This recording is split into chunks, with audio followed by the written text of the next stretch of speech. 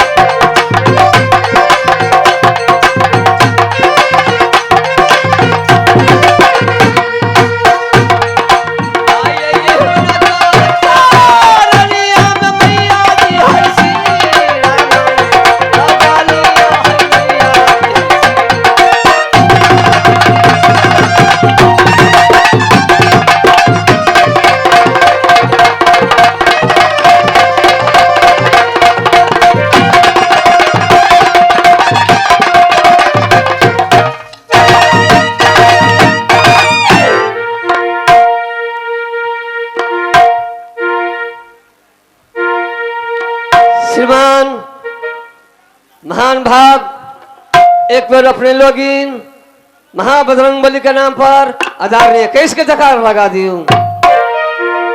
एक बार महाबजरंग बली की, एक बार विराट हिमालय की। आदरणीय जय में ग्राम पोस्टगंगौर, थाना हरराखी, जिला मधुबनी, जय में कंपनी साहब के नाम श्री संतोष महतो जी, जय में हमारा नाम श्री राम आशीष यादव। आदरणीय जो भाई साहब जो हम मैं बहनों देख रहे छी नेट से, गंगा कैसा मैथिली प्रोग्राम भाग 8 जय में राम आशीष यादव। आदरणीय खेल अपनी कहां से देखा ले नागपुर शहर। ईश्वर ओ पहला जन्म ग्लास है गुरुदेव, पिछला जन्म दक्षिण से है ईश्वर। पिताजी के नाम राजा टोलमन है गुरुदेव, माता के नाम सती सुन है ईश्वर, बहन के नाम सत्यगम है प्रभु, हमर नाम कुमार vrijbhan है गुरुदेव। जय जैसी दुनिया संसार में जन्म ले लो है गुरुदेव, अलखी नाम की माला गुरुदेव को ले डालो करे प्रभु। यही दुनिया संसार में जोग नहीं पूर्ति भरे गुरुदेव। ओ गुरु के प्रोग्राम जाए छी ईश्वर, गुरु के देश में दुनिया सर समझाल छी प्रभु।